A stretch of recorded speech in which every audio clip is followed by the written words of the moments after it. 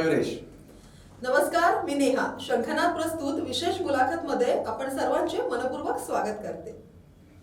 समाज हा विविध घटकांनी बनलेला असतो आणि प्रत्येक घटक हा आपल्या अस्तित्वासाठी सतत झगडत असतो. कोणाला आपले अस्तित्व सापडते तर कोणाला आयुष्यभर आपल्या अस्तित्वासाठी झगडतच राहावे लागते. आणि अशीच एक पर्सनॅलिटी जी आपल्या अस्तित्वाला शोधते, झगडते, ती आज आपल्यासोबत इथे आहे. आणि मयुरेश, तुलाही माहितीच आहे आणि आपल्या दर्शकांनाही माहितीच असेल की ट्रान्सजेंडर नाव आपण सगळ्यांनी ऐकलंच आहे. आणि कुठेतरी समाजात वावरताना एक सामान्य स्त्री असो की पुरुष असो, त्यांना नाना प्रकारच्या प्रश्नांना सामोरे जावे लागते. आणि एक ट्रान्सजेंडर म्हटलं की मग प्रश्नच नको. जरी आज त्यांना समाजात आपण वाव देतो आहे, पण पाहिजे त्या प्रमाणात त्यांना स्थान आहे का? आज आपण त्यांचेच प्रश्न आणि त्यांचेच उत्तर हे त्यांच्याचकडून आपण जाणून घेऊया. तर मोहिनी या आपल्यासोबत उपस्थित आहे. आपण छानपैकी त्यांच्याशी आज गप्पा करूया. नक्कीच नक्कीच. जसं की आता आम्ही तुम्हाला सांगितलं, मोहिनीजी आता आपल्या सोबत आहे. आणि मोहिनीजी या सारथी ट्रस्ट मध्ये LGBT या कम्युनिटीसाठी काम करतात आणि आपल्याला आता त्या चर्चेच्या माध्यमातून आपल्या अनेक प्रश्नांची उत्तर पण देणार आहेत आणि अनेक माहिती पण सांगणार आहे. मोहिनी मॅम, सर्वप्रथम तर तुमचं शंखनाद प्रस्तुत विशेष मुलाखत मध्ये आम्ही दोघंही मनपूर्वक स्वागत करतो. आपण गप्पांना सुरुवात करूया. गप्पाच म्हणणार मी, कारण की कम्युनिकेशन हे आपलं नॉर्मल राहणार आहे, जेणेकरून आपल्या दर्शकांना समजेल ते. बरोबर. माझा पहिला प्रश्न असा आहे की ट्रान्सजेंडर जो आज आपला सब्जेक्ट आहे, आपण त्यावर चर्चा करणार आहे. एक तुम्ही मुलगी आहात, हे तुमच्या कधी लक्षात आलं? तसंच तर प्रवास हा मोठा होता. लहानपणापर्यंत हे नव्हतं कळायचं, ह्या सगळ्या गोष्टी नव्हत्या लक्षात यायच्या. पण ज्याप्रमाणे मी नेहमी सांगत असते माझ्या इंटरव्ह्यूजमध्ये, त्या सुरुवात मी तिथनंच करणार की 3 वर्षाची असताना माझ्या ताईंचे कान छेदनाचं कार्यक्रम झालेलं. आणि त्या कार्यक्रमामध्ये असं झालं की मला नेहमी ओढ राहायची की माझी ताई छान दिसते, तिचे केस लांब आहेत. माझी आई छान दिसते, तिचे केस छान आहेत, 2 वेळा टाकते. स्कूलला जाताना तिची छान फ्रॉक आहे. आणि सगळं म्हणजे असं ऑब्झर्वेशन राहायचं माझं. आणि त्यावेळेस कानातलं जेव्हा टोचणं सुरू होतं तेव्हा माझ्या दोन्ही बहिणी रडल्या. आणि मी जिद्द केली की नाही, मलाही टोचायचं आहे, मलाही मुलगी दिसायचं आहे. ताई किती सुंदर दिसत आहे, मलाही सुंदर दिसायचं आहे. तर कुठेतरी मग तिथे माझ्या सर्वात पहिले मनातली इच्छा प्रकट झाली की मला कुठेतरी ताईसारखं दिसायचं आहे, म्हणजे मुलीसारखं मला दिसायचं आहे. काहीतरी सुंदर मला ऑर्नामेंट्स किंवा ज्वेलरीज मला घालायची आहे की जेणेकरून मी सुंदर दिसणार. आईनी रागवलं, नाही हे मुलांचं नसते, मुलींचं असते वगैरे वगैरे. तू रडशील, बघ तुझ्या ताई रडत आहेत तर तू पण रडशील. तर असं म्हटल्यानंतरही सुद्धा मी नाही, जिद्द केली आणि कान टोचवून घेतले. शेवटी आई वडिलांना मुलांसमोर हात टेकावंच लागतात, तर ते टेकले. आणि कान टोचल्यानंतर मी माझ्या आरशासोबत आणि मला सगळेजण म्हणायचे अरे मुलगी म्हणून चिडवायचे, तेव्हा छोट्यापणे असताना. पण तेव्हा लक्षात नव्हतं राहायचं, कारण मुलगी काय आहे मुलगा काय याचा संदर्भ आम्हाला नव्हतं माहित तेव्हा. पण कुठेतरी जेव्हा एका किन्नराचं प्रवास सुरू म्हटलं, आता मी बायोलॉजिकली एका मेल या दृष्टिकोनातून जसं झालं माझ्या भावना, माझ्या फिलिंग्स, माझं आकर्षण किंवा माझं स्वभाव गुणधर्म हे महिलेसारखं आहे. माझं शरीर सौष्ठव जरी एका पुरुषाप्रमाणे असलं तरी. पण कुठेतरी हा प्रश्न जरूर असतो, म्हणजे आम जे जनता आहे त्यांच्या मनात प्रश्न असतो की किन्नर ही गोष्ट काय आहे बा. तर कुठेतरी त्यांचा प्रवास कसा सुरू होतो. तर एक स्त्रीचा प्रवास सुरू होतो की स्त्री जन्माला आलेल्या असताना, फिमेल जेव्हा जेंडर जन्माला येतो तेव्हा आई वडिलांना थोडी नाखुशी असते. पण ती म्हणते अरे पराया धन आहे, मुलगी आहे, थोडं टेन्शन राहील, पण ठीक आहे मुलगी. आजच्या जमान्यामध्ये मुलगा झाला तर वंशाचा दिवा. आणि जे खरंच किन्नर आहेत, जे इंटरसेक्शुअल म्हणतात आपण, इंटरसेक्शुअल त्यांना याकरिता म्हणतो कारण त्यांचं जेव्हा नैसर्गिकरित्या जन्म होतो तेव्हा त्यांचं लिंग विकसित नसतो, किंवा योनी आणि लिंग या दोन्ही यामधून त्यांचा जन्म झालेला असतो, किंवा मग तो विकसनशील नसल्या कारणाने तो शरीराच्या कुठल्याही अंगाला आलेला असतो. तर जेणेकरून आपण त्याला इंटरसेक्शुअल असं म्हणू शकतो. तर तिथे कुठेतरी प्रवास सुरू होते. आणि माझ्या जर प्रवासाची गोष्ट म्हटली तर माझा प्रवास तसा सुरू झाला. मी आरशामध्ये आणि आरसा माझ्यामध्ये असायचा. मी नेहमी स्वतःला एका मुलीच्या छबिन्यामध्ये बघत होती. माझी छबी नेहमी मी माझ्या ताईसारखी ठेवायची, की माझे लांब केस असते तर मी माझ्या इमॅजिनरी दुनियामध्ये असायची, की मी कान टोचले तर मी किती सुंदर दिसत आहे, माझे लांब केस असल्या पाहिजे, मी 2 वेण्या टाकल्या पाहिजे, मी फ्रॉक घातल्या पाहिजे, याच सगळ्या इमॅजिनरी वर्ल्डमध्ये असायचे मी. तर त्यानंतर झालं असं की शाळा सुरू झाल्या आणि त्यानंतर मग मी जेव्हा शाळेत गेली तर तेव्हा हा पहिला शब्द माझ्या समोर आला, की मी 2ऱ्या वर्गात होती आणि माझे कान टोचवले होते तेव्हा पहिली उन्हाळ्याच्या याच्यामध्ये, तर जेणेकरून 2ऱ्या वर्गाची शाळा उन्हाळ्यानंतर मग सुरू झाली. तर तेव्हा हा शब्द माझ्या कानी आला, बायल्या. हा टिपिकल नागपुरी शब्द जो होता तो मला माझ्या समोर आला. माझे काही विद्यार्थी मित्र होते त्यांच्यामधूनच बोलले की अरे ह्या मुलीसारखं कानातले घातले आणि याने ही काय आहे, ह्या बाईले आहे वगैरे वगैरे. तर हा शब्द पहिल्यांदा माझ्या कानी आला आणि त्यानंतर मला काहीच कळलं नाही की यांनी काय मला म्हटलं. पण ते लहान मुलगा आहे आणि मला कोणीतरी काहीतरी चिडवत आहे, मला ते वर्ड नवीन आहे पण ते काहीतरी चिडवत आहे. तर तो शब्द तेव्हापासून तर ते मी आतापर्यंत ऐकत आलेली आहे. बरं, जसं पहिल्या प्रश्नातून मयुरेश आपल्याला हे माहिती पडलं की वयाच्या 3 वर्षापासून तुम्हाला माहिती पडलं की तुम्ही एक मुलगी आहात. पुढे तुला काय विचारायचं आहे? तुम्ही बोलता बोलता आता सहज एक वाक्य बोलल्या की इमॅजिनेशन मध्ये तुम्हाला असं वाटायचं, तुम्ही इमॅजिन करायचे की तुम्ही सुंदर दिसताय. सर्वात पहिले तर मोहिनीजी मी तुम्हाला आता सांगू इच्छितो की तुम्ही खरंच सुंदर दिसताय. आता तुम्ही मुलगी झाल्यात आणि खरंच सुंदर दिसताय. पण माझा प्रश्न थोडा सिरियस नोटवर आहे की जेव्हा तुम्हाला कळलं तुम्ही मुलगी झाला आणि आता तुमचा प्रवास की तुम्ही सुरुवात झाली आहे तुमच्या प्रोसिजरची, घरच्यांचे रिएक्शन्स काय होते? सुरुवातीपासून तर पहिल्यांदा माझेच लढत राहायचे, माझे स्वतःचे. जसं मी इमॅजिनरी वर्ल्ड म्हटलं माझं, की आई सांगते मुलगा आहे, बाबा सांगते मुलगा आहे, बाबांनी 2 ठेवूनही दिले की काय आहे ते मुलींसारखं करत असते. आणि माझ्या ताईला पण रागवलं, याला तुझ्यासोबत ते खेळभांडे वगैरे काही खेळायला लावायचे नाही. पण कुठेतरी माझी लढत सुरूच असताना एका टीन मध्ये आली मी. तेव्हा मला कळलं की मला कुठेतरी मुलींचंच आकर्षण आहे. आणि मुलींचं आकर्षण म्हटलं म्हणजे प्रेम नव्हे तर त्यांच्यातली असलेलं सौंदर्य, त्यांच्यातलं असलेला तो नाजूकपणा तो मी स्वतःमध्ये अनुभवत आहे. आणि कुठेतरी स्वतःला समजवण्यासाठी मला त्रास झाला की मी मुलगा आहे की मुलगी आहे. पण कुठेतरी मी स्वतःला तेव्हाच, जेव्हा मी सांगितलं जसं 3 वर्षाचीच अबोध असताना मी स्वतःला मुलगी या आरशामध्ये बघताना मी स्वतःला रंगवून टाकलं होतं. तर त्यानंतर थोडा त्रास झाला, पण मी स्वतःला त्या गोष्टीमध्ये ठेवलं. मी डोळे मिटून आजही मी प्रश्न करते आणि तेव्हाही मी हाच प्रश्न ठेवला आता माझ्यासमोर की माझ्या अंतरात्मा मला काय म्हणत आहे. कारण तेव्हा माझे आई वडील असताना सत्संग काही ऐकत होते आणि तेव्हा ते सत्संगाचे काही वर्ड्स माझ्या कानी रुतले की तुम्ही अंतरात्मेतून काय असतात तेव्हा तुम्ही पुरुष आहे की स्त्री आहे हे तुम्हाला कळणार. त्यांनी तर ते 2च वाक्य बोलले, पण माझ्या मनामध्ये असं झालं की ते वाक्य मी बोलत असताना माझ्या मनामधली स्त्री वरती आली आणि पुरुष कधीही सांपर आला नाही. आणि त्या कारणाने तिथून मला माझं मार्ग सुचलं की नाही, मला आता स्त्रीच्याच भूमिकेमध्ये सगळं आपलं जीवन व्यतीत करायचं, पुरुषाप्रमाणे कुठलंच नाही. कारण ज्यामुळे मला शाळेमध्ये त्रास झाला, ज्या कारणाने मी पुरुषामध्ये असताना, कारण आजकाल कुठलं पण समाज जज करतोय तुम्हाला कपड्यांवरून, तुमच्या राहणीमानवरून किंवा तुमच्या लँग्वेजेस मुळे की तुम्ही इंग्लिश बोलताय, अरे बाबा काय शिक्षण झालं, म्हणजे मराठी बोललेलं नाही चालणार का? आणि एखादं मराठी पण मग नागपुरियन मराठी बोलली तर अरे नागपूरचं आहे का?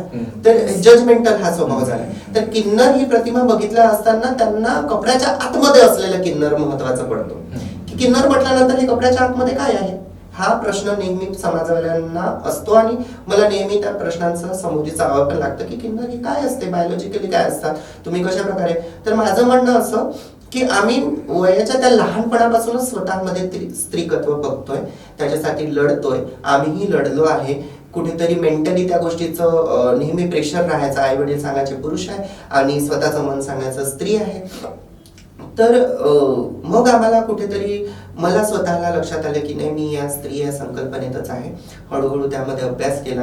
आज कुठेतरी यंगर एजमध्ये आले मी, आणि यंगर एजमध्ये आले असताना मी लॉज वगैरे बघितले. 2014मध्ये आम्हाला नालसा जजमेंट एक लॉ जेव्हा झालं होतं, तर त्याच्यामध्ये आलं की सेल्फ आयडेंटिफिकेशन म्हणजे कुठलाही पुरुष किंवा कुठलीही महिला जर ती स्वतःचं आयडेंटिफिकेशन, स्वतःच्या लिंगाबद्दल आयडेंटिफिकेशन देत आहे की मी तृतीयपंथी आहे, तर ते मान्य केलं जाईल, असा हा सुप्रीम कोर्टचा निर्णय आला.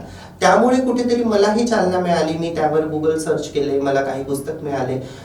लक्ष्मीनारायण त्रिपाठी यांची जी पुस्तक होती त्याच्यावर मी थोडं अध्ययन केलं. मला कळलं की काय असतो किन्नर आणि कशा प्रकारच्या भावना असतात. शरीर गरजेचं नाही आहे, तर मन खूप गरजेचं आहे की मनात काय भावना सुरू आहे आणि मनातल्या भावना व्यक्त करता आल्या पाहिजे. मनातल्या मनात त्या भावना नको असल्या पाहिजे, व्यक्त करता आल्या पाहिजे. आणि मी जेव्हा माझं प्रेझेंटेशन एका पुरुषाप्रमाणे ठेवत आहे तर लोक मला जज करतील, या कारणाने मी कुठेतरी भाव चढते. पण आज मी माझं फुल गेटअप मध्ये आहे किंवा मी स्वतःला स्त्री समजून त्या वेषांतरात आहे, तर मी तेवढी फुल कॉन्फिडन्स मध्ये मी समोरच्या व्यक्तींना उत्तर आणि प्रश्नांचे सगळं व्याख्यान मी करू शकते. पण कुठेतरी पुरुष म्हणून मी जर कुठे समोर जात आहे तर मला लोक जज करतील की अरे हा पुरुष असताना असे का बरं फेमिनाईन हरकते करतोय, यामुळे जज करतील. या कारणाने मी कुठल्या तरी गोष्टीमध्ये मी स्वतःला बांधून ठेवायची. तर प्रवास खूप लांब होता माझा, आणि स्वतःला जेव्हा लढण झाली त्यानंतर मी माझं अध्ययन केलं, आणि अध्ययन केल्यानंतर मी माझ्या आईसमोर पहिल्यांदा ही गोष्ट मांडली की आई मला मुलगी व्हायचं आहे. तर तेव्हा तिला शॉक बसला. तिने नेहमी मला कॉलेजमधून आल्यानंतर मला विचारायची की तुझ्या बॅगमध्ये आज मला ना साडी दिसली, ती कोणाची होती. मी माझं मैत्रिणीचं नाव सांगून ते टॉपिक बंद करून द्यायचे. पण कुठेतरी तिलाही माहित होती की आपला मुलगा प्रत्येक मुलींच्याच गोष्टीमध्ये इंटरेस्ट घेतोय, आणि याच्या हालचाली पण त्याच आहे. कारण परिवारामध्ये किंवा रिलेटिव्ह कडे काही प्रोग्राम्स असायचे, तर तिथे असं व्हायचं की काय ग, तुझा इतका मुलगा किती छान आहे, सुंदर आहे, पण तुला मुलगी आहे की मुलगा आहे, तर याचा प्रश्न ते माझ्या आईला विचारायचे. आई मला रागाने शिरोळे टाकून बघायची की तुला सांगितलं होतं ना केस असे करायचे, तुला सांगितलं होतं ना शर्ट असंच घालायचं, तुला सांगितलं होतं ना तू असंच करायचं. पण सांगितल्यानंतरही त्यावर मी एक एक्झाम्पल जरूर नक्की देणार की लहान मूल असतो, तो उजव्या हाताने न खाता डाव्या हाताने खाणं सुरुवात करतो. तेव्हा त्याला आई रागवते, त्याच्या हाताला थोडं मारते आणि सांगते की नाही बेटा, डाव्या हाताने खाणे हे चुकीचे आहे, उजव्या हाताने. आणि त्याची सवय तुटते पण, आणि तो उजव्या हाताने खाणे सुरू करतो. पण जर ही माझी सवय असती तर आई, वडील, परिवार, रिश्तेदार, समाज यांनी कमी कटाक्ष नाही केले माझ्यावर. पण ती जर सवय असती तर ते तिथेच तेव्हाच थांबून गेली असती, तेव्हाच तुटून गेली असती. पण हा माझा अस्तित्वाचा प्रश्न होता, आणि मी माझ्या आईपुढे ती गोष्ट मांडली, त्यांना सांगितलं. आणि त्याकरिता माझ्या मदतीला साथी ट्रस्टचे जे फाउंडर आहेत आनंद चंद्रानी सर, ते माझ्या मदतीला आले. मी त्यांच्याकडे काउन्सिलिंग करिता केली होती. त्यांनी मला एक आधार दिला की तू काळजी करू नकोस, मी तुझ्या आई वडिलांशी बोलतो, मी त्यांच्याशी कम्युनिकेट करतो, सांगतो की काय आहे, काय प्रश्न असतात. कारण हा एक गुन्हा नाही आहे, हे नैसर्गिक आहे. आणि कुठेतरी माझ्या आईला हा प्रश्न पडला की बेगिंग तर नाही करणार किंवा भिक्षा तर नाही मागणार, कारण मी माझा मुलगा असो मुलगी असो, मी त्याला भावनात्मक रूपाने आणि कुठेतरी शैक्षणिक रूपाने खूप प्रबळ केलं आहे. तर मला त्या व्यक्तिचित्रात नाही बघायचं की किन्नर आहे आणि तो भिक्षा मागत आहे. तर तिने तोच प्रश्न आनंद सरांसमोर ठेवला, आणि आनंद सरांनी खूप छान उत्तर दिलं त्याचं की तुमचा मुलगा असो की मुलगी असो, तो खूप कर्तृत्ववान आहे, प्रत्येक क्षेत्रात नाव कमवेल, आणि तुम्ही फक्त त्याच्यावर भरोसा ठेवा, तो तुमचं भरोसा कधीच तोडणार नाही. आणि मीही माझ्या आईला तेवढंच वचन दिलं की माझं जेवढंही होईल ते शिक्षणाच्या स्वरूपात होईल. मी कुठलीही भिक्षा मागण्यासाठी आपलं कुठे पूर्ण जीवन व्यतीत नाही करणार, तर नाव कमवण्यात जीवन व्यतीत करणार. उदरनिर्वाह कोणीही करू शकते, पण नाव कमवून स्वतः एक लीडरचं काम करायचं की मी पुढे जात आहे, तर माझ्या जितके पण कम्युनिटीचे आहे माझ्या मागे या किंवा माझ्या समोर जा. कारण नुसतं भिक्षा मागणे हाच एक आपली जीवनचर्या नाही आहे, तर आपल्या पुढे आणखी भरपूर काही मार्ग आहेत. तर या प्रकारे कुठेतरी रिॲक्शन त्यांचे थोडे होते घरच्या लोकांचे की अरे तू असं नाही, मी तुला जन्म दिला, तुला असं नव्हतं बघितलं, मी तुला असे संस्कार नाही टाकले, तू अचानक कसं झालं, तुझ्या मित्रांमुळे बिघडला, भरपूर काही त्रास झाला मला. त्यांनी एक्सेप्ट नव्हतंच केलं, पण कुठेतरी त्यांनी पण हात टेकले जेव्हा मी त्यांना हळूहळू सगळं सांगत आली. आज टीव्ही चॅनल्सवर भरपूर साऱ्या स्टोरीज रिलीज झाल्या की ज्याच्यामध्ये गे रिलेशनशिप, लेस्बियन रिलेशनशिप यावर भरपूर साऱ्या क्राईम पेट्रोल्स वगैरेवर आलेलं आहे. त्या कारणाने त्या गोष्टी सिरीज दाखवत गेली मी, आणि त्यामुळे त्यांना त्या गोष्टीचं आलं की लक्षात की हो असं काही असतं म्हणून. फक्त प्रश्न तेवढाच ठेवला माझ्या आईने की तू आमचं सध्या नाव काही खराब करू नकोस, कारण कुठलीही मिडल फॅमिली आणि लोअर मिडल फॅमिली जी असते, मिडल क्लास फॅमिली, त्यांची एक टेंडन्सी असते सो कॉल्ड की नाही माझं नाव आणि मी माझी मेहनत आणि माझं लोक काय म्हणेल, परिवार की इज्जत. तर त्यांचं असं म्हणणं की ठीक आहे, आम्ही तर तुझं नाव छान प्रेमाने मोहित ठेवलं होतं, तू स्वतःला मोहिनी घडवतोय, तर ठीक आहे ना, तू मोहिनीच घडून दाखव तू अगोदर, मग त्यानंतर आमच्या परिवाराचं नाव लाव. तुझं नाव रोशन करून दाखव तू अगोदर, मग त्यानंतर मग आमच्या परिवाराचं नाव लाव. म्हणून मोहिनी ही एकल आहे आणि मोहिनीचा प्रवास लांब आहे, मोहिनीचं नाव अजून लांब आहे. फक्त मला कर्तृत्व करून दाखवायचं आणि त्यानंतर मी माझ्या आई वडिलांना जाऊन विचारणार की आता तरी लावू शकते का मी तुमच्या नावाच्या मागे तुमचं सरनेम. हा व्हिडिओ पण नक्कीच तुमचे पॅरेंट्स बघत असतील आणि कुठेतरी त्यांचं मत नक्कीच परिवर्तन होत असेल. काय वाटतं ते तुला? बघ, आपण म्हणजे समाजात जेव्हा वावरतो आपण, आपल्याकडे म्हणजे आपणही घरच्यांचे आपल्या काय म्हणतात की 4 लोक काय म्हणतील, पहिले तर ते 4 लोक आपल्याला शोधावं लागणार आहे की ऍक्च्युअल मध्ये हे 4 लोक कोण असते, की बाबा 5वं आपण तर 4 कोण, हे महत्वाचं असते. साधारण आपण बघितलं एक स्त्री किंवा पुरुष जेव्हा जन्माला येतो, आज आपण ज्या याच्यात जगत आहे नॉर्मलही खूप जास्त गोष्टी आहेत त्या आपल्याला फेस कराव्या लागतात, पण एक ट्रान्सजेंडर किंवा एक मुलाचं रूपांतर हे मुलीत करणं आणि ते जेव्हा तुम्हाला कळलं, तर पुढला प्रवास तुम्ही सांगितला, वयाच्या 3 वर्षापासून तुम्हाला कळलं, समाजाबद्दल तुम्ही सांगितलं की काय त्यांची भूमिका तुमच्याबद्दल काय होती, तर ऍट दॅट टाइम पुढे काय होणार आहे किंवा कशा पद्धतीने तुमचं जेंडर चेंज झालेलं आहे आणि एक मुलगी म्हणून परिपूर्ण तुम्ही आता समाजात वावरत आहे का? हो, तसं पाहता भरपूर मोठी प्रोसिजर असते, SRS म्हणतात त्याला, ज्याला सेक्स रिअसेसमेंट सर्जरी म्हणतात. त्याकरिता पहिल्यांदा सायकॅट्रिस्टची गरज असते, एंडोक्रोनॉलॉजिस्टची गरज असते, त्यानंतर तुम्हाला हार्मोन्स थेरपी स्टार्टअप करावं लागतं आणि अशा भरपूर प्रोसिजर असतात. त्यामध्ये कॅस्ट्रेशन असतात, ब्रेस्ट इम्प्लांटेशन असतात आणि त्यानंतर वजानोप्लास्टी असतं. तर त्यामध्ये पैसा पण खूप खर्च असतो. तर त्यामुळे कुठेतरी मी पण मागे होती, पण आज सुरुवात झालेली आहे. आता 3ऱ्या स्टेजवर आहे मी, हार्मोन थेरपी सुरू आहेत माझ्या. आणि म्हणायला गेलं म्हणजे मेडिकली जर आपल्याला प्रूव्हन करायचं आहे तर ही सर्जरी केल्यावर तुम्ही एका पूर्ण फिमेल अंगात येता. पण माझं असं मान्यता आहे, म्हणजे शरीर महत्वाचं काय आहे? स्त्रीनी साडीच घातल्या पाहिजे का? स्त्री ही शर्ट पॅन्ट पण घालू शकते. पुरुषांनी पण फक्त शर्ट पॅन्टच घालायचं का? आता कितीतरी कलाकार आपल्या मंचांवर साडीचाही परिवेश केला आहे. तर माझंही असं म्हणणं की शरीर महत्वाचं नाही, माझ्या भावना महत्वाच्या आहे. पण कुठेतरी हो, मला असं वाटतंय की आज कोणी मला जज करतंय, तर म्हणून एका परिपूर्ण शरीरात यावं म्हणून मी या SRS थेरपीकडे गेली आणि मला त्या गोष्टीचं मनापासूनही म्हणजे शांतता वाटेल की हो, मी आता समाजासाठी सुद्धा, स्वतःसाठी सुद्धा आणि आई वडिलांसाठी सुद्धा परिपूर्ण ऑपरेशनमुळे मी मुलगी होणार, म्हणून ह्या प्रोसिजर पासून मी जाते आणि मी ही प्रोसिजर करते. यावर तुला काय वाटते मयुरेश? मनाची खूप गंभीर तयारी करावी लागली असेल, कारण आता जसं त्या सांगतात ही एवढी एक प्रोसेस आणि एक लांब प्रोसेस आहे ती. पण त्याच्यात एक तुम्ही सांगितलं की पैसा खूप लागतो. सहज माझ्या डोक्यात एक प्रश्न असा आला की पैसा म्हणजे सगळ्यांच्याच पाठीमागे आता ते लागलेलंच आहे. इन्कम सोर्स म्हणून मग तुम्ही काही जॉब वगैरे करताय का? हो, मी जसं सांगितलं, सारथी ट्रस्ट मध्ये मी ORW आउटरीच वर्करच्या कार्याकरिता पोस्टेड आहे. तर तिथे मी असं असते की आपल्या कम्युनिटी जे मेंबर्स आहेत त्यांच्या हेल्थ आहेत, त्यांचे ह्युमन राईट्स आहेत, त्याच्यावर आमची संस्था काम करत असते आणि मी तिथेच काम करत असते. मी ट्रान्सजेंडर ॲक्टिव्हिस्ट आहे आणि ट्रान्सजेंडर कम्युनिटीला रिप्रेझेंटेटिव्ह म्हणून मी काम करते. आणि आपलं जे माझं साथी ट्रस्ट आहे ते संपूर्ण LGBTQ समुदायाकरिता काम करते. लेस्बियन, गे, बायसेक्शुअल आणि ट्रान्सजेंडर प्लस क्वेअर आणि मग आणखी भरपूर काही आहे. तर तिथे मला अपॉर्च्युनिटी मिळाली की मोहिनी, आता तू जर हे सगळं करत आहेस पण समाजामध्ये तुला जज करतीलच की तू पुरुषातून स्त्री झालेली आहे, किंवा मग तुला एका तृतीय पंथीमध्येच टाकतील.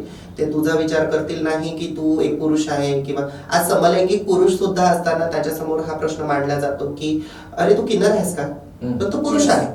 आणि त्याला त्या गोष्टीचा अभिमान आहे की मी पुरुष असताना मी समलैंगिक आहे. पण त्याला कुठल्या प्रकारची सर्जरी किंवा कुठल्या प्रकारचं अशा भावना नाहीये की मी ते पूर्ण सेक्स चेंज करून माझं एक मुलगी झाल्या पाहिजे किंवा मग ते एका मुलाचं वेगळं काही असं नसतं. तर माझ्यामध्ये त्या भावना होत्या म्हणून मी त्या गोष्टीकडे वळली. तर मला ह्या सगळ्या गोष्टीमधून जेव्हा ऑपॉर्च्युनिटीज मिळाल्या, आनंद सरांनी माझ्यासमोर गोष्ट ठेवली की तू जॉब का करत नाही, कारण जॉब केल्यानंतर होऊ शकते तू सगळ्या कम्युनिटीला समजू शकशील, कारण तुझ्यावर ज्या ज्या गोष्टी घडल्या आहेत त्या गोष्टींपासून तू समोरच्या जितके पण नवीन आहेत, न्यू कमर्स आहेत, तू त्यांना समजवू शकशील काय प्रॉब्लेम्स येऊ शकतात किंवा काय प्रॉब्लेम्स आपण फेस करू शकतो आणि ते किती व्यवस्थित आपण त्याला समोर घेऊन जाऊ शकतो. यासाठी तर कुठेतरी ती अपॉर्च्युनिटी मला दिली आणि मी आज तिथे कार्यरत आहे. त्याच्याने आपला उदरनिर्वाहाचा मेन प्रश्न जो आहे तो झालेला आहे. नुकतंच तुम्ही म्हटलं की पैसा इम्पॉर्टंट आहे, त्यात प्रश्नच नाही. तर सरकारतर्फे काही मदत मिळतं का? कारण की आपण आता बघितलं तर नाना प्रकारचे सोर्सेस आहेत, योजना भरपूर आहे. तर तुमच्यासाठी काय योजना आहे? तसं संजय गांधी निराधार योजना ते राबवण्यात आली होती आणि आमच्या तृतीयपंथी लोकांना पण ती गोष्ट देण्यात आली आहे.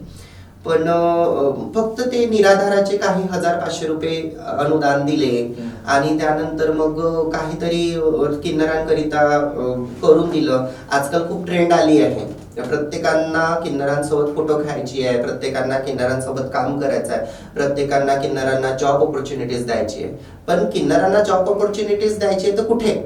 जसं एखादं कुठली कंपनी असलं तर वेअर हाऊस मध्ये झाडू पोछा किंवा ते उचलणे वाचलणे. बरोबर. मी म्हणत आहे मी माझं ग्रॅज्युएशन झालेलं आहे, तर मी माझ्या शैक्षणिकरित्याच मी कुठल्या जॉबसाठी जर केपेबल असेल तर त्यासाठीच मी इंटरव्ह्यू देणार ना. मी वेअर हाऊस मध्ये जाऊन झाडू पोछासाठी का बरं करणार? तर कुठेतरी ह्या गोष्टी होत आहे. प्रत्येकाला काम करायचं किनाऱ्यांसोबत, पण तेवढंच लांबून आणि तेवढंच अंतरावरूनच, कारण त्यांना असं म्हणणे आहे की अग्रेसिव्ह असतात. तर अग्रेसिव्ह नाही, आम्ही प्रेमाचेच भुके आहोत, आम्हाला प्रेम हवंय. तुम्ही जर मित्राचा एक साथ दिला तर आम्हाला समजून घेतलं तर कुठेतरी आम्हाला जो अग्रेसिव्ह स्वभाव जो बनलेला आहे समाजाशी, कारण आम्हाला कुठेतरी सिक्स सेन्स हाच म्हणतो की समोरचा व्यक्ती आम्हाला जज करेल, आम्हाला किन्नर म्हणेल किंवा मग आम्हाला तो कुठल्या तरी खालच्या लेवलवर टाकेल. त्या कारणाने कुठे ना कुठे ती गोष्ट अग्रेशन म्हणून आमच्या मनात असते. तर जर ते एक मैत्रीपूर्ण वातावरण मिळालं आम्हाला किंवा एका मित्राचा साथ मिळाला तर कुठेतरी मला तरी वाटते की आमच्यामधलंही प्रेम नक्कीच दिसेल. कारण आज मी स्वतःबद्दल जर मी सांगू इच्छिते की मी डान्सर पण आहे, प्रोफेशनल डान्सर सुद्धा आहे. डान्सिंग या कलाक्षेत्रामध्ये सुद्धा काम करते. मी मेकअप आर्टिस्ट आहे. पाककला क्षेत्रामध्ये पण मी, जसं नाव कमला विष्णूजी की रसोईमध्ये मी माझं फर्स्ट रनअप झालेलं, आणि मॉडेलिंग शो मध्ये पण ट्रान्स लोकांकरिता आलेलो होतं, तिथे पण माझं झालं. तर माझं असं म्हणणं की मी प्रत्येक क्षेत्रामध्ये आहे. स्त्री हे एका तिच्या ममता आणि नाजूकपणा त्या याच्यापर्यंत आहे. बॉक्सर पण आहे स्त्री, प्रत्येक क्षेत्रामध्ये तिने पण नाव कमवलेलं आहे, पुरुषांनी पण नाव कमवलेलं आहे. पण कुठेतरी त्यांनी आपलं व्यक्तिमत्व तिथेच बांधून ठेवलंय. पुरुषांनी पण तेवढंच बांधून ठेवलंय आणि स्त्रीनी पण. पण किन्नर ही अशी संकल्पना आहे ती प्रत्येक क्षेत्रामध्ये आई पण बनवून दाखवू शकते, बाप पण बनवून दाखवू शकते, आणि मला असं वाटतं प्रत्येक क्षेत्रामध्ये काम करून दाखवू शकते. कारण जेव्हा मी डान्सिंग क्षेत्रामध्ये मध्ये जेव्हा होती तेव्हा मला अरे हे किन्नर डान्सच करतात. मेकअप क्षेत्रामध्ये गेली, अरे हे तर फक्त ते बघितलं ना तुम्ही चौकामध्ये छान रंगरंगोटी करतात, 2 टाळ्या वाजवतात आणि येतात. मॉडेलिंग क्षेत्रामध्ये गेली असताना अरे यांच्यामध्ये तर अगोदरपासून लचक असते. म्हणजे प्रत्येक ठिकाणी मला जज केलं. पण जेव्हा मी पाककलेमध्ये जेव्हा मला कॉम्पिटिशनचं आलं आणि मी तिथे गेली तेव्हा त्यांच्यासाठी ते काहीतरी नवीन होतं. किन्नर कुकिंग कॉम्पिटिशन किंवा कुकिंग याच्यामध्ये पण येतं. तर तेव्हा त्यांना उत्तर दिलं की कुठेतरी स्त्री आणि पुरुष त्याच्या वर्चस्वावरच आमचा पण एक गट आहे. कारण आम्ही दोन्ही क्षेत्रामध्ये काम करतो, स्त्रियांच्या पण आणि पुरुषांचा पण. वेळ आली तर आम्ही लढाई द्यायला तयार, वेळ आला तर ममताही द्यायला तयार, आणि वेळ आला तर आम्ही अन्नपूर्णाच्या आशीर्वादाने सुद्धा आम्ही दुसऱ्याचं पोट पण भरू शकतो. तर कुठेतरी या गोष्टी म्हणजे मला स्वतःला अभिमान करतात की नुसतं स्त्री बनून किंवा पुरुष बनून होणार नाही. तर मी किन्नर आहे तर प्रत्येक क्षेत्रामध्ये मला नाव कमवायचं आहे आणि मला ऑपॉर्च्युनिटीजची गरज आहे. तर ऑपॉर्च्युनिटी मिळायला पाहिजे तेवढंच. आणि गव्हर्नमेंटकडून माझं म्हणणं फक्त एवढं आहे की एखादी नोकरी द्या, सुरुवात तुमच्यापासून करा. मग ते प्रायव्हेट संस्थावाले आम्हाला तिथे झाडू पोछाची नोकरी देत नाही. मग गव्हर्नमेंट इतके मेट्रो आहे, आता नवीन आपल्या नागपूरमध्ये मेट्रो आले आहेत आणि हे कुणाकडून लपलेली गोष्ट नाही आहे की लेटर घेऊन जा आणि त्याच्यानंतर तुम्ही त्या जागेवर लागू शकता. तर गव्हर्नमेंटने ही गोष्ट केली पाहिजे की किन्नराला कुठेतरी एका ठिकाणी जागा देऊन द्या. सफाई कर्मचारी चालेल आम्हाला, सफाई कर्मचारी. मेडिकल झोन आहे की तिथे डॉक्टर कन्फ्युज होऊन जातात की किन्नराला कोण अटेंड करणार. तर तिथे एखादा आमचा अधिकारी म्हणून नेमून द्या किंवा मग वॉर्ड बॉय म्हणून नेमून द्या, असिस्टंट म्हणून नेमून द्या आम्हाला. पोलीस स्टेशन मध्ये सुद्धा केसेस जातात कित्येक तरी, तर ते पोलीस सुद्धा कन्फ्युज असतात की ओरिजिनल कोण, नकली कोण आणि काय जमान्याचे बोलतात ते लोक. तर कुठेतरी तिथे एखादा अधिकारी नेमून द्या आमचा, की कमीत कमी सुरुवात तर होईल. कारण इतर देशामध्ये आपण बघतोय प्रत्येक त्यांच्या गव्हर्नमेंट सेक्टर पासून, प्रायव्हेट सेक्टर पासून स्वतःचे त्यांचे दुकान आहेत. जसं थायलंड मध्ये गेले तुम्ही तर तिथे भरपूर साऱ्या गोष्टी किन्नरांसाठी गव्हर्नमेंटच करत आहेत. तर मला कुठेतरी असं वाटतं की पूर्ण भारताला या गोष्टीची जाणीव ठेवल्या पाहिजे की किन्नर हा आपल्या भारताचा घटक आहे आणि वोटिंग करता वेळी आम्हालाही तेवढाच अधिकार आहे. सर्वात महत्त्वाचं. आणि जेव्हा वोटिंग करत आहोत आम्ही, तर मला असं वाटतं की आम्हीही त्याच जनसंख्येमध्ये येतो आणि आम्हालाही ती गोष्ट दिल्या पाहिजे. प्रत्येक जाती आणि धर्माला आरक्षण दिलं आहे तर आमची पण मायनॉरिटीमध्येच येत आहे तृतीयपंथी. तर एखादं आरक्षण आम्हालाही हवं आणि 10% नाही तर 1% आरक्षण आम्हालाही असलं पाहिजे.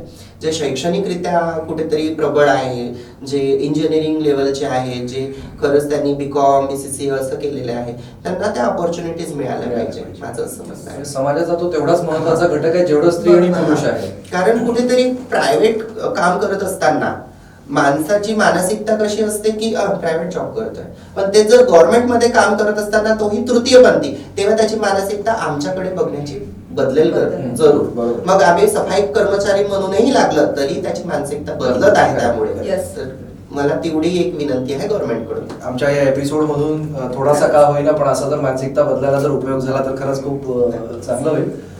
थोडा वेळ आपल्याकडे कमी आहे त्याच्यामुळे आपण प्रश्न बरेच आहेत मला, पण एक अगदी छोटासा प्रश्न मी आता विचारेल की मोहिनी, तुम्ही आता लग्न करणार आहात का आणि तुम्हाला लग्नाच्या ऑफर्स येत आहेत? सर्वात महत्त्वाचा प्रश्न आहे. हो, झालेला होता माझा त्या विषयावर एक म्हणजे इंटरव्ह्यू झालेला होता आणि त्या इंटरव्ह्यू मुळे मला भरपूर जणांचे कॉल्स आले, पण जसं मला पाहिजे तसं अजून कोणी मिळालेलं नाहीये. आणि मी असं खूप लक्ष दिलं नाही. जेव्हा माझे टीनेज होते तेव्हा ब्रेकअप्स अँड ऑल त्या गोष्टीमध्ये मी गेलेले आहे. सो प्रेम वगैरे आता सध्या किंवा लग्न करण्यासाठी सध्या तर मी तयार नाही आहे. पण हो, जो मला समजू शकत आहे, ज्याला माझी जाणीव आहे आणि माझ्या भावनांची जाणीव आहे, जो मला खांदा मिळवून मला समोर समाजापुढे घेऊन जाईल, मी त्याची वाट पाहत आहे. आणि मला असं वाटतं की त्यांनी एक म्हणजे ते म्हणतात ना की सोशल काहीतरी करून दिलं की मी बघा किन्नरासोबत लग्न केलं, तर मला असं काही पाहिजे नाही. ते बिचारेपणा नाही पाहिजे, मला प्रेम पाहिजे. असा जर व्यक्ती जर मिळत आहे तर ऑफकोर्स मी त्याच्याशी लग्न करणार. आणि असं ऑफर्स म्हटलं, तुम्ही म्हटलं की जसं बोलायचं, तर हो, मी जिथे पण जाते तिथे म्हणतात की अरे मॅम तुम्ही किती छान आहे वगैरे वगैरे, पण ते अट्रॅक्शन असतं. कारण कुठेतरी माझी संकल्पना मी जेव्हा ब्रेकअप झाली होती तेव्हा मी बनवलेली की एक पुरुष एका स्त्रीचा नाही झाला किंवा तो त्याच्या आई वडिलाचा नाही झाला, तो एका किन्नराचा काय होणार. कारण त्याला जगाची लाज, त्यानंतर स्वतःची लाज आणि त्यानंतर माझी लाज ही नक्कीच जरूर येणार. तर म्हणून मी सध्या स्वतः मजबूत आहे, नारळासारखी. आतून तेवढीच नरम आणि बाहेरून तेवढीच कडक. पण हो, जसं मी सांगितलं की शोध सुरू आहे आणि माझा परफेक्ट मॅन मिळाला तर मी विचार करेन. बघा, खूप मनात प्रश्न आले आणि खरंच खूप छान उत्तरं दिली मोहिनीजींनी. एक खूप असा कॉम्प्लिकेटेड विषय आपल्या देशामध्ये हा असतो, सहसा कोणी LGBTQ वर बोलायला जात नाही, किंवा आपण मोहिनीजींनी आज जे काही सांगितलंय त्याच्यातून खरंच असं एक लक्षात आलं की हे अगदी सहज आहे. म्हणजे किन्नर असणं किंवा ट्रान्सजेंडर असणं हा समाजाचाच एक भाग आहे आणि याच्यात काहीही गैर किंवा गुन्हा नाहीये. मोहिनीजी खरंच म्हणजे आज एक नवीन पैलू तुम्ही आमच्या समोर उघडला आहे याचा. काय तुला काय वाटतं ते? म्हणजे खरंच बोलण्यासारखं तर खूप आहे, पण कुठेतरी आपल्याला वेळेची मर्यादा आहे. तुमचं मनपूर्वक आम्ही आभार मानतोय की तुम्ही इथे आलात आणि आपला अमूल्य वेळ दिला, आणि आम्हालाही काही प्रश्न होते, आमच्या दर्शकांनाही काही प्रश्न होते, तर त्याचं निराकरण पूर्ण नाही पण काही प्रमाणात झालं आहे आजच्या एपिसोड थ्रू. तर आज आपण इथेच थांबूया.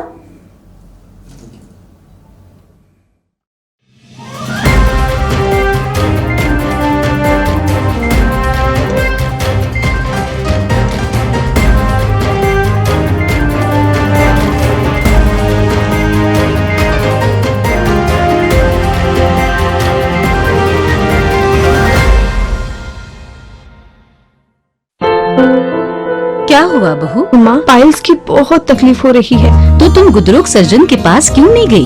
देखो, जैसे हार्ट के लिए हार्ट स्पेशलिस्ट, ब्रेन के लिए ब्रेन स्पेशलिस्ट, तो पाइल्स के लिए पाइल स्पेशलिस्ट क्यों नहीं? स्त्री हो या पुरुष, टॉयलेट में तकलीफ केवल पाइल्स ही नहीं, और भी कई प्रकार के गुदरोग तथा कैंसर भी हो सकता है. इसीलिए इसकी प्रत्यक्ष जांच जरूरी है. ठीक है माँ, पर जांच के लिए हम जाएंगे कहाँ? वही काले आयुर्वेदिक पाइल्स हॉस्पिटल में. लेकिन माँ, प्रेगनेंसी में पाइल्स की दवाइयाँ. प्रेगनेंसी में आयुर्वेदिक दवाइयाँ सुरक्षित होती है. जनहित में जारी. काळे आयुर्वेदिक पाइल्स हॉस्पिटल, औषधि चिकित्सा तथा सर्जरी ट्रीटमेंट उपलब्ध. हमारा पता उमरेड रोड, दिघौरी बस स्टॉप के पास, नागपुर. अधिक जानकारी के लिए वेबसाइट पर जाएं kalepileshhospital.com.